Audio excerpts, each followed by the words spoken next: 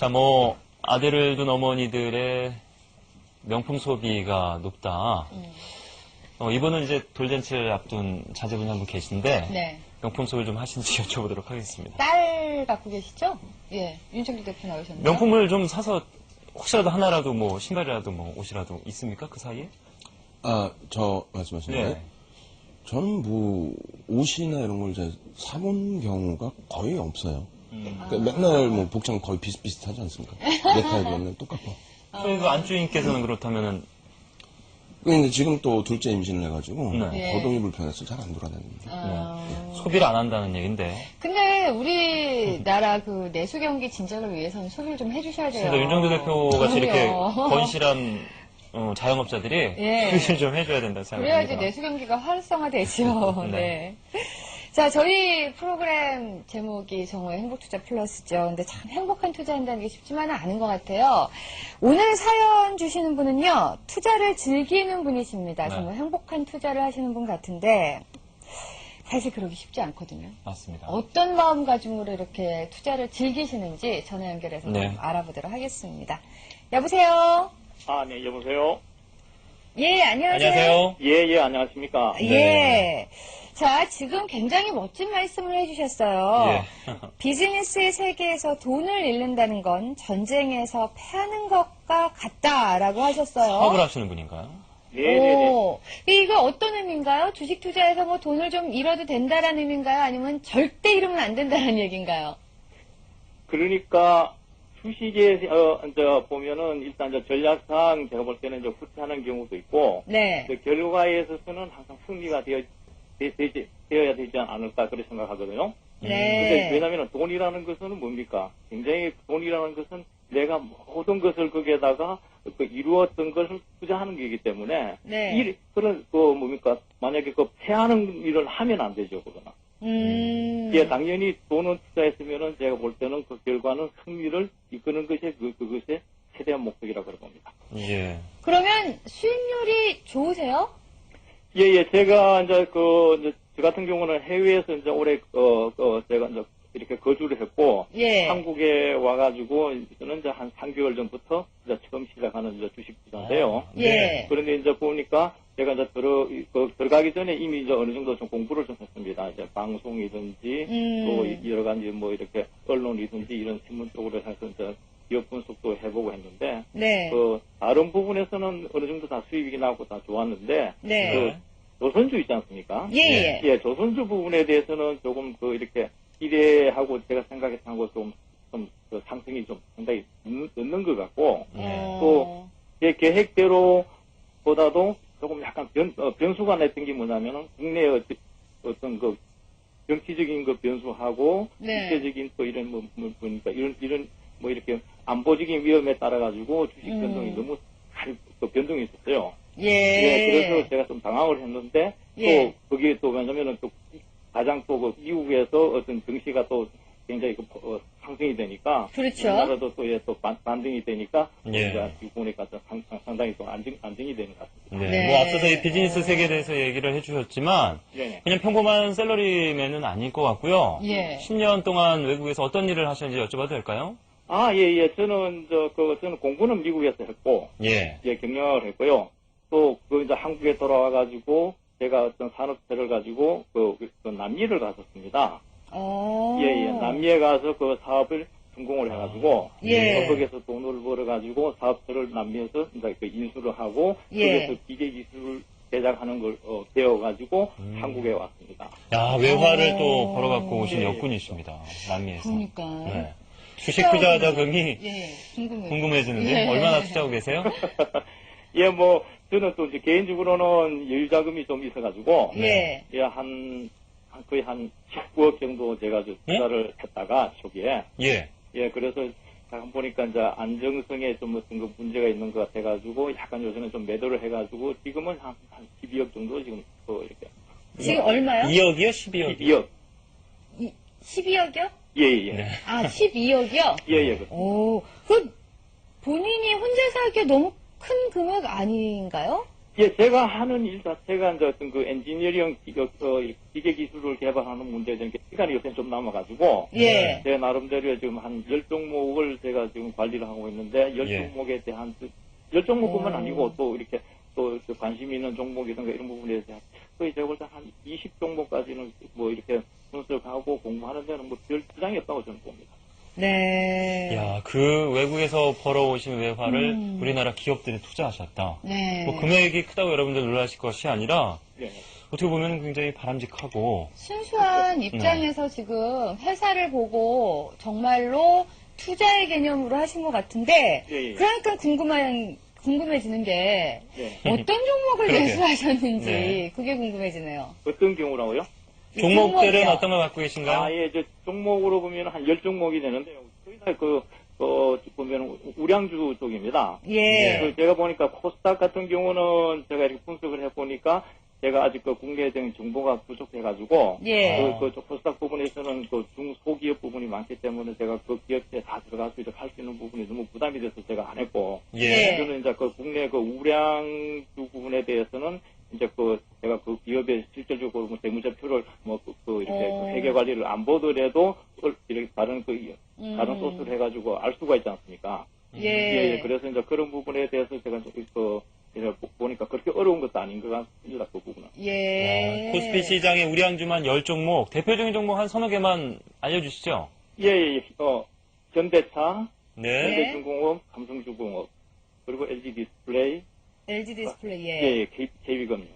KB금융, 예. 예. 정말 뭐 이름만 들어도 어떤 회사인지 다 아는 그런 종목들을 갖고 계신데요. 네. 자, 오늘 특별히 이렇게 전해주신 이유가 있으실 것 같아요.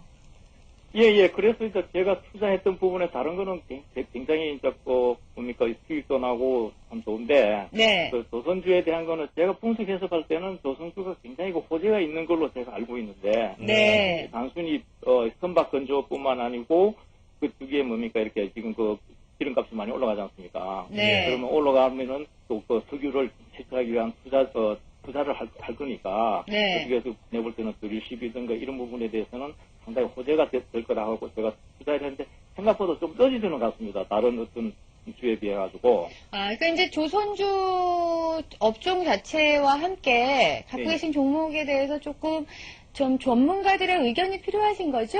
예. 예, 알겠습니다. 조선주를 꽤 많이 가지고 계세요. 예, 네. 저희가요, 예. 같이 이제 상담을 해드리도록 할게요. 예. 예, 뭐 계속해서 좋은 수익 올리시고요. 예. 또 우리나라에 이렇게 좋은 기업에 투자한다는 마음으로 주식 투자를 하신다니까 저도 참 오랜만에 그렇습니다. 예, 정말 주식에 대해서 새롭게 한 번 더 생각해보는 계기가 된 것 같네요. 하시는 일, 뭐 사업도 번창하시길 기원하겠습니다. 예. 감사합니다. 고맙습니다. 고맙습니다. 네, 안녕히 계십시오. 네. 저희가 사전에 좀 조사한 바로는 플랜트 관련된 사업에 직접 이제 운영을 하고 계시고 네. 남미에서 이제 성공을 거두시고 한국으로 오셨습니다. 그래서 그렇죠.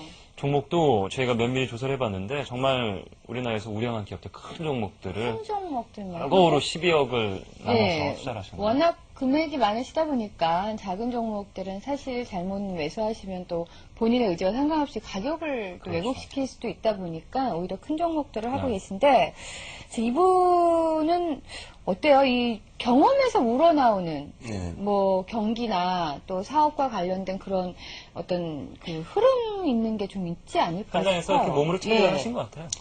그렇죠. 아무래도 또 해외에서도 투자를 해보셨다고 했고요. 네. 그래서 아까도 제가 말씀하신 것처럼 코스닥 종목, 코스닥 종목이 나쁘다는 게 아니고요. 예. 이분 같은 경우는 이제 자칫 잘못하다가는 그렇죠. 의도와는 상관없이 주가도 그렇죠. 왜곡될 뿐더러 투자의 목적이었는데 경영권까지 그렇죠. 예. 가져가시는 경우까지 또 맞아요. 발생이 되죠. 그래서 예. 그런 부분의 그 자산에 대한 누구나 다 소중한 자산인데요. 그 규모가 시장에 미칠 수 있는 영향까지도 어느 정도는 아시고 계시기 때문에 그래서 종목군들도 아까 쭉 보니까 자동차 업종, 조선 업종, 그다음에 금융 업종, 그다음에 디스플레이, 그리고 하이닉스 이렇게 해서 쭉 가지고 계시는데 네. 분산도 굉장히 잘 돼 있습니다. 예, 근데- 업종별로요. 그렇죠. 근데 다만 이제 조금 아쉬운 거는 네. 조선주에 조금 집중이 많이 좀 많죠. 집중이 돼 있고요.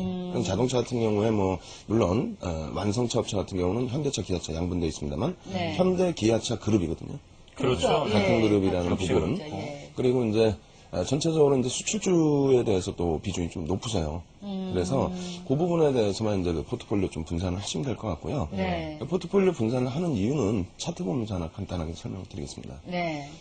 일단 그 투자 성향에 따라서 지금 뭐 장기적으로도 보실 수도 있고 그리고 뭐 배당도 받으실 수 있고 뭐 여러 가지가 있는데 네. 지금 보여드리고자 하는 부분은요. 일단 이제 한쪽 업종이나 한쪽 종목에 만약에 너무 많은 비중이 들어가게 됐을 때 SK텔레콤입니다. 물론 네. 이제 그 IT 거품 났을 때 액분 전이니까요. 이게 이제 500만 원까지 돌파가 된 그런 상황이었는데 네. 액분 가격 기준 잡으면 50만 7천 원이 고점이었고요.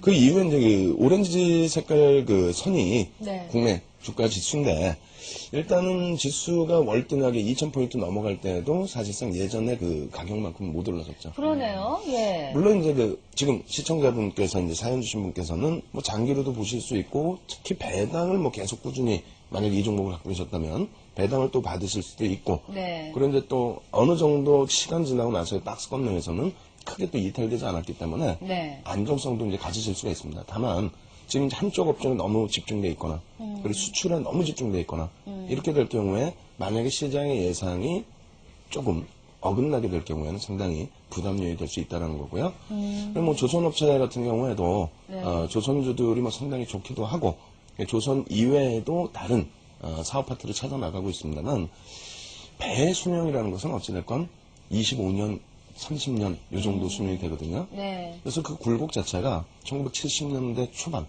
그리고 2000년 초반 그러면 다시 또 2030년이 될 가능성도 있기 때문에 그런 부분까지 좀 같이 보시면 좋을 것 같습니다. 예. 시장 상황 좋네요. 예. 코스피 1% 상승한 1429.19포인트고요. 코스닥 역시 0.9% 상승률 유지하고 있습니다. 네. 자, 시장 뭐 의외로 견조하게 흘러가는 것 같아요. 글로벌 증시가 거의 비슷합니다. 전체적으로 이제 다 강하고 미국이나 이제 유럽 쪽도 상당히 강하고요. 일본 같은 경우에도 이제 재차 이제 연중 고점을 좀 뚫어주는 그런 흐름인데 일단 뭐 아시아 쪽의 전반적인 흐름에 국내 증시 지난주 충격이 있었습니다만 전부 다 이제 쫓아 올라온 모습. 만회를 했죠. 그렇죠. 예. 그리고 이제 뭐 오늘 같은 경우에는 미국 지향이 상당히 강했습니다만 일단 어제 이제 선반영 인식이 아시아 전반적으로 좀 있는 것 같고요. 그래서 어제보다는 다소 제한적인 흐름 나타나고 있고요. 그리고 네. 홍콩 같은 경우는 오히려 좀 약보합권. 어제 한 뭐 3%대 이상 상승이 나왔거든요. 그래서 전체적으로 글로벌 시장의 흐름에 같이 연동돼서 좀 흘러가는 흐름이다. 다만 이제 대내적으로는 다소의 불확실성 요인들이 있기 때문에 상승 탄력 부분이 다소 이제 좀 제한적이지 않나 이렇게 보고 있습니다. 네. 일단 그 지표 부분들 뭐 여전히 놓고 보셔야 되는데 예. 새벽에 나온 지표는 다들 좋았어요. 일단 네. ISM 제조업 지수 같은 경우는 이제 42 정도 나오면서 그렇게 되면서 이제 8개월 내 최고치. 네. 근데 여전히 이제 50 미만이라는 게 좀 아쉽고요. 소비 지출 같은 경우에는 0.2 정도 감소할 걸로 예상을 했는데 0.1 감소에 멈췄습니다. 근데 결과적으로는 또 어찌됐건 0.1 감소라는 거죠. 건설 지출도 조금 이제 증가한 부분이 있고요. 네. 그리고 우리나라 같은 경우에도 이제 그 수출과 수입에 대한 해석이 굉장히 다 달랐어요. 재정부하고 하는하고 좀 다르게 해석을 해놨는데 일단 어찌됐건 간에 올해 들어서 바닥 1월달에 찍은 이후에 그리고 나서는 수출과 수입이 조금씩은 살아나는 그런 모습입니다. 다만 하는 쪽에서의 해석 부분은 정점이 지나서 다시 감소폭으로 돌아서 있다. 아직까지는 경기가 살아났다고 할 수 있는 그러한 지표들이 나오지 못하고 있다라고 얘기를 하고 있고요. 네. 오히려 또 재정부는 또 말을 바꿨어요. 견고하다. 6월달부터 더 좋을 것이다. 뭐 이런 얘기가 있기 때문에 정책 자체에도 약간의 혼선이 있지 않나 이렇게 보여집니다. 그리고 잠정주택 판매 지수가 또 미국에서 다소 이제 좀 개선된 흐름. 그리고 가장 중요한 부분은 이제 민간 부분 고용시장 동향하고요. 그리고 이제 실업률 기준이 되겠는데 주후반에 이런 것이 나옵니다. 네. 그러니까 GM의 영향까지 포함되어 있기 때문에 사실상 지금 뭐 단기적으로도 좀 안 좋고요. 그리고 장기적으로 놓고 봤을 때는 뭐 상당하죠. 그 꺾여서 내려오는 속도 부분이요. 네. 그리고 실업률 같은 경우에도 일단 미국 소비를 전체 GDP에서 70% 정도로 보고 있는데 8.9%가 벌써 이제 이미 실업률이 확정이 돼 있고요. 그리고 이번에 이제 발표될 주후반에 발표될 실업률 자체가 9.2%. 9.2%? 예, 그래서 실업률 자체가 이제 연말까지 갔을 때 일단 9.7 정도로 미국 자체 FRB에서는 예상을 하고 있습니다만 시장 관계자들은 오히려 두 자릿수. 와. 그래서 지금 뭐 지표만을 놓고 우리가 논하게 된다. 어제도 저도 이제 뭐 저희 고객분하고도 얘기를 했습니다만 네. 지표가 굉장히 좋은데 왜 그러냐? 실질적으로 지표가 개선된 거는 일단 거의 없고요. 좋아졌다라는 부분은 바닥을 찍었다는 얘기지 지금의 지수를 평가할 수 있을 만큼의 지표는 뭐 저도 하는 쪽하고 비슷한 의견입니다. 그래서 아직까지는 확인해야 될 게 너무 많다. 그리고 또 한 가지는 미국의 국채가 장기물 같은 경우 10년 만기나 30년 만기 국채 금리가 올라버렸어요. 그러니까 네. 채권 가격이 떨어진 거고 떨어지죠. 예. 그렇게 되면은 이제 금리가 올라간다라는 부분에 대해서 모기지에 또 영향을 미칩니다. 그 부분도 부담이 되고요. 그리고 이제 신규 주택과 기존 주택 판매 그 갭을 놓고 보면은 점진적으로 최근에 더 확대가 되고 있어요. 그 갭 확대라는 부분도 역시 모기지 서프라임에서부터 지금은 오히려 뭐 실업률과 이런 연동이 같이 되면서 우량 모기지까지도 지금 네. 문제거리로 다시 부각이 되고 있다. 이런 부분도 염두를 해두실 것을 보내드립니다. 네. 네, 저희가 준비한 내용 여기까지고요. 내일 날 12시에 뵙겠습니다. 고맙습니다. 고맙습니다.